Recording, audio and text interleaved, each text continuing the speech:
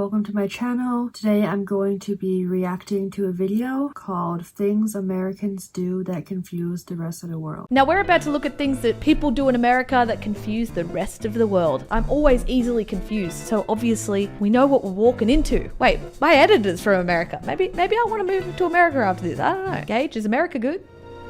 Answer the question. Stores are open 24/7. Now in Australia, especially in Sydney, we have a lockout law, which means nothing is really open past midnight, and clubs and bars you have to be in at 1:30 a.m. in order to know that that's where you're going to be for the rest of the night. After that, you can't get in. Literally cannot get in. So you're telling me that there is diners, places that you can get food. Actually, I already know this because I've been drunk in an IHOP in the middle of the night before. It's fun, dude. It's fun. We don't get that here in Australia. This isn't confusing me. This is just making me damn jealous that I don't live in America. I want to be able to walk the streets in the middle of the night and go and have some food at 2 a.m. The only thing we've got is Macca's drive-through. You can't even go. I guess up to a certain point, yeah. Denny's is always open 24/7. But apart from that, I feel like the McDonald's around me aren't really open 24/7. I'm not really sure I can name that many restaurants around me that are open 24/7. That's because of where I live. In the store, you have to be in a car. I don't have a car. I have a car, but like, I don't have a car. There's lots of mayonnaise and food. I've been to America a couple times, but I've never noticed that they overuse mayonnaise, apparently. I like mayo. It's yum. I like sauces in general. I feel like I just do this here. I know I'm Australian. Does that confuse you? I put a lot of sauce on my sandwiches. I just haven't actually noticed this, and I feel like next time I go to America, I'm gonna be like, listen, where's the mayonnaise? And why is there not lots of it in every meal that I have? People wear flip-flops outside of the beach. Are you sure that this isn't Honestly, I don't ever eat mayo, but I think it depends on the person. based on Australian people? Because of course I wear flip-flops outside of the beach. They're a stable shoe in my rotation of shoes, okay? I'm more of a slides person myself, example A, but like, what's wrong with wearing casual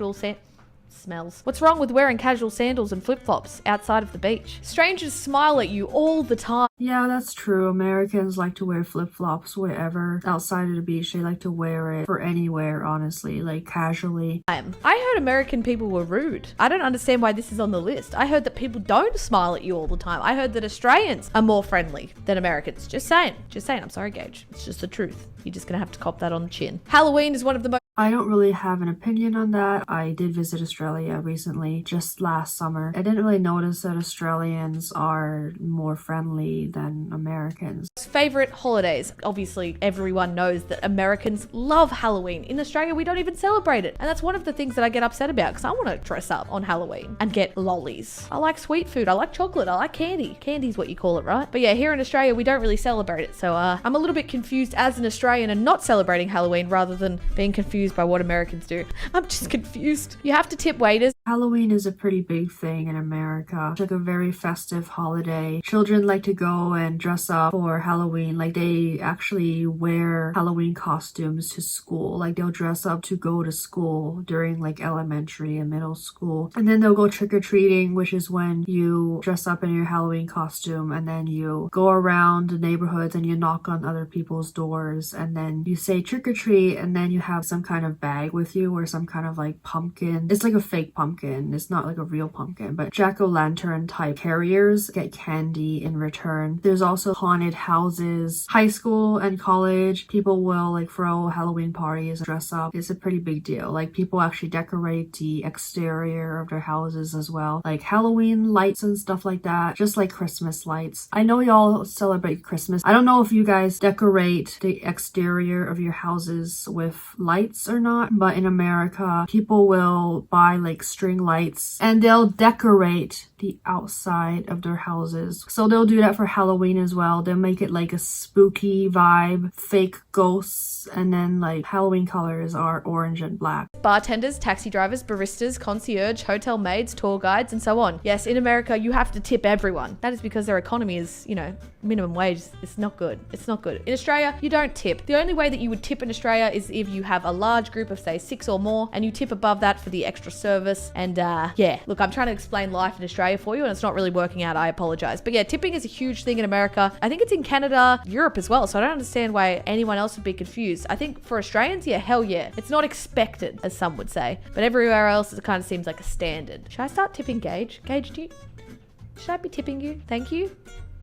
Sorry, I'm Australian. I have no idea what's going on. Waiters are constantly asked. Yeah, this is true. In America, the majority of some staff's wages are actually mostly made up of entirely tips. For example, waiters, waitresses, taxi drivers, Uber drivers, DoorDash drivers, bartenders, hairdressers. I mean, anybody who's like providing like a service to you, I suppose. The standard for tipping is usually 20% of the bill. So for example, if you go out to eat and you sit down and you actually have like a dine-in service, someone's going to take your order and they're going to bring the food to you and they're going to bring the bill to you, then the standard tip is 20% of the bill. So if you spend $50 on food, the standard is typically around $10 tip on a $50 bill. And if you tip less than 20%, it just tells the waiter or the waitress that you didn't like their service or you didn't like their food. If you tip 10%, then that's pretty low. It'll like show a sign to the servers that a server is a waiter or waitress, by the way. It's the same thing. In America, I feel like people usually say server more than waiter or waitress. The server will probably be wondering why you tip so low. If you don't really know what to tip, then you should probably just aim for like 15 to 20%. Like that would be good enough. But if you go to like a buffet, then the standard would probably be around like 10% of the bill. DoorDash drivers and Ubers and things like that, hairdressers, anywhere from like 15 to 20% is pretty standard. Asking if everything's okay with your food. That's because you have to tip. So they need to be attentive. They need to make sure that you're okay. They need to make sure that your food's all right so that they get that big fat tip at the end of the dinner. I'm not confused by that. That's smart as hell. I think that's the idea behind tipping, is that depending on the wait staff, that you earn that tip rather than just getting paid a minimum wage that's bigger, like in Australia. This is a lot of stuff that's happening for my brain right now, and I apologize. There's no need to enter your... I know that some people might kind of disagree with this, but I do personally think that the service in America is better than the service in Australia in terms of dine-in experiences. Like in America, they check up on you. They introduce themselves to you and then they kind of check up on you, ask you how your food is and things like that. They bring the bill to you. Like they're always there for you,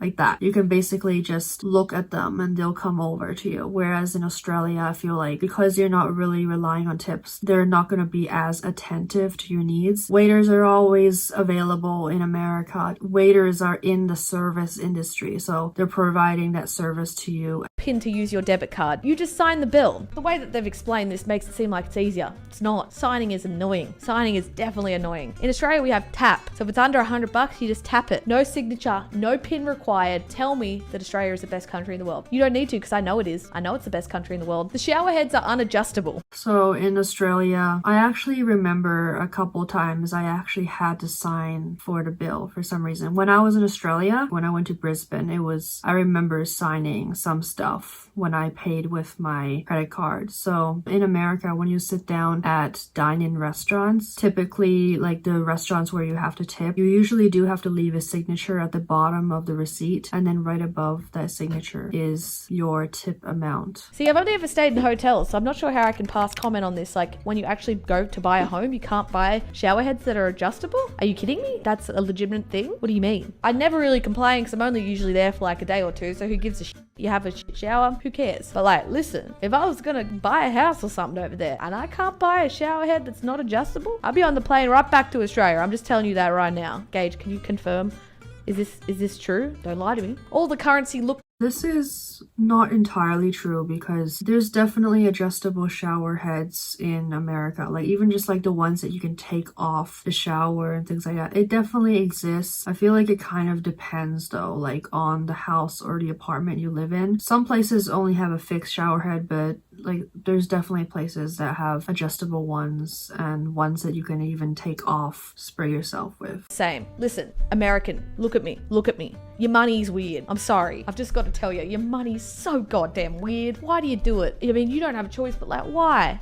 You don't know what note you have. Australia, we got $50 at a yellow, $20 at a red, $5 a pink, $10 a blue. You know what you're getting. You need to get some $10 notes, you just grab the blue ones. This one, it confuses my brain and I'm already confused enough. I think every other time I've been to America recently, I've just used my card because the money's too confusing. And $1 notes, why do they exist? What can you honestly buy for $1 these days? Get a coin like Australia, because then you can differentiate between the notes and the coins and the value of money. Now it's all just one big pile and I've got no idea what's going on. And the food portions are I know I don't have any cash on me, but I think I might have some coins that I want to show. Not a single penny. Pennies are worth 1 cent, by the way. So this right here is a quarter.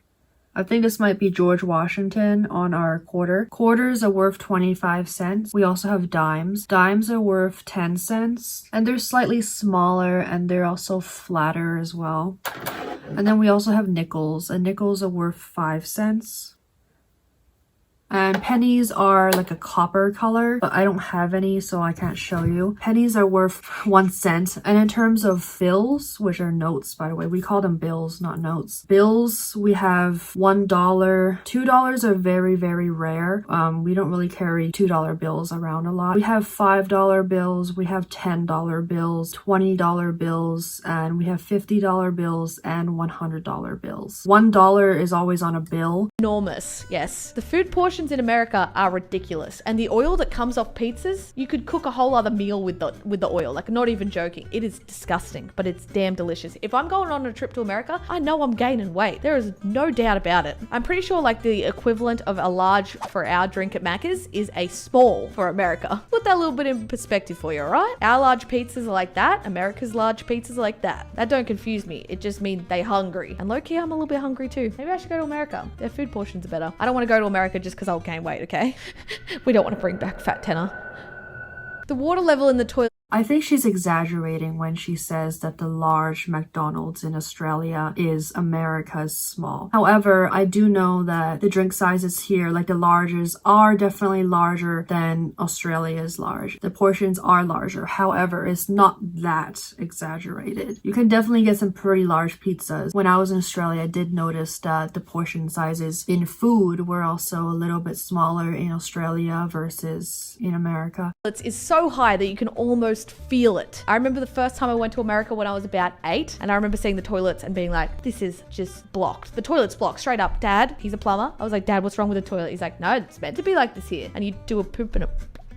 Too much information? Sorry. Anyways, to all those American people, it doesn't confuse me. Why is it like this? Why is the bathrooms like this? Be like Australia. We've barely got any water in the bowl. Then you flush it and it's all good. No matter what the season. I did notice that in Australia, the water levels in the toilets were significantly lower. It was only like a link up the very, very base of the toilet bowl. Like when you're doing your business or whatever, the water does splash a little more because it's closer. That's not a pro at all, and that's kind of annoying. But in Australia, like you don't have that problem because your water is lower and farther away from you. And also it saves water by not having so much water in toilet bowl, which, you know, I agree with trying to conserve water and all that. It's good for the environment. It's just normal here, I guess. Restaurants serve only ice cold water. I've never noticed that. Is that a legitimate thing? Like no matter where you go in America, if you go to a restaurant, you get an ice cold water. Not just room temperature water, you're getting that icy cold water. I've never picked up on this, but that is weird. If that's true, Gage, is it true? That's weird. That's a little bit weird. You know, let the person pick. They want normal water with no ice. Let them have that choice. I thought Americans was about freedom, and you're gonna give me cold, icy water when it's like 4 degrees outside? Write the date out of all. Yeah, this is true. I feel like Americans love having icy cold drinks. Like even if you go to like a boba store, like a boba tea store, you're gonna get like half ice unless you say otherwise. If you don't tell them you want to modify your drink and you just want the standard whatever, they're definitely gonna bring you half of your cup is gonna be full of ice, and then you're gonna be left with like a lot less drink. Even in restaurants, it's pretty much standard. If you go to like other countries like in Europe, there's not gonna be a lot of places that even like have ice around. Water is not gonna be icy cold like in America. Thank God somebody said it. You Americans, it's weird. It should not be the month, the date, the year. It just freaks me out. Sometimes it goes 11th of the 26th, 2018. I'm like, there is no 26th month. What do you mean? Do they say it's March 4th and I say it's the 4th of March? Why do you do that? Why? Our reason for doing so remains a mystery. Why are you gonna confuse me like that? Be like the rest of the world. Just do it day, month, year. It ain't that hard, okay? I just came for an attack then. I was like, I'll fight you. Let's go. 1v1. Party with red soul. Americans, we write the date month, day, year, whereas Australians do day, month, year. If I think about it, yeah, I would say March 4th. I don't think I would say 4th of March, obviously, because I grew up in the United States. So for me, it's pretty normal to be writing down the month, day, year. When I went to Australia, I got used to seeing day, month, year. And then when I came back to the United States, I got confused because like I started to get used to it, and then now flip my switch again and I have to think it back in United States format. You get used to these things, these little things, and then you have to go back, remember what is what. Like for example, entree. Americans call entrees the main entree, like that's like the main meal. Whereas in Australia, entrees are the appetizer. Even just looking at the menu at a restaurant, I have to remember what an entree is because I sometimes forget like, which one is it? Is it the appetizer or is it the main meal? Cups. Red Solo cups have become quite the like iconic thing based around American college parties. Now that they sell them in Australia, if you drink it, you get in those damn red cups. We used to go hunting for the red cups. They were that cool. We'd be like, yeah, you got some red cups for beer pong? Hell yeah. Wow, I'm so lame. It's just a funny cultural association. I definitely correlate that with college parties, fun party games and stuff like that. Just talk about America's weird alcohol laws for a second. Listen, you telling me you can't drink at 18? You can vote and go to war, but you can't drink until you're 21. Is there any other countries in the world where the drinking age is 21? I'm curious. Indonesia, 21. In India, 25 and over. It's illegal to drink in these countries? I've been to the Maldives. I saw my parents drinking. Measures in miles, feet, and yeah, we can't drink here until we're 21. I think it's 21 for the entirety of the United States. Yeah, it still doesn't make sense to me, honestly. Like, if you're a legal adult at 18 and you can book a hotel, rent a car, vote, join the military, then I think you should be able to have a drink, honestly. So definitely should not have to be waiting 3 more years after turning into an adult to be able to have a sip. Measures in miles, feet, and inches. Now this is something. It's the same as the alcohol one. You guys are weird as hell. Why are you living back in the bloody 1900s? I don't get it. Just do centimeters, meters, kilometers. It's the standard now. Do you know how hard it is for me to try and convert to like miles? It hurts my brain. Fahrenheit? Why? America is one of just 3 countries to follow the imperial system of measurement. You one of 3. Change it now. Expect free. That's just kind of how we measure our stuff. It's pretty normal to me. This is 1 foot. This is called a 1 foot long ruler, and there's 12 inches in 1 foot, 3 feet in 1 meter. So there's 3 of these in 1 meter. And we use gallons and we drive in miles. And then so like if you drive down the highway, you will see a sign that says miles per hour, not kilometers per hour. 1 inch is like that, pretty small. Pounds, Fahrenheit. When I go to Australia, I also have to whip out my phone and I have to type up kilometers to miles, liters to gallons, Celsius to Fahrenheit. Like I have to like type up all these conversions. Refills. Now this is something I wish that Australia had a little bit more, just Australia needs it. Australia needs free refills. If you want to fill up your cup of lemonade at McDonald's, you got to pay for it. In America, listen, it's free for all. You get what you get. Even some bars in America will give you free alcohol. You get a cup, you keep filling that cup up. Why don't we have that here in Australia? Oh, that's because we have drinking laws that are probably smart. It's called RSA, responsible serving of alcohol. I've been to an American bar before. They free pour that shit. So in Australia, you get a little shot glass like this. You pour the alcohol in. That's how much alcohol you get. America, it's like, if you tipped the bartender, you're getting drunk. Not even joking. It's cooked. Gun laws. Do we want to get... I don't remember if in Australia, like the fast food places, I don't know if people can fill up their drinks themselves. In America, all of the fast food places, you have access to the place where you can like fill it up. So basically you can fill it up as many times as you want. Even in dine-in restaurants, your servers will just like give you a free refill if something's running low. Into this gauge, it's probably ain't a good idea. I know in Australia, but I'm not sure about every other country. But yeah, we're all confused by your gun laws. Please sort that out, please, Gage. I'm sorry to judge you like this, but what the fuck?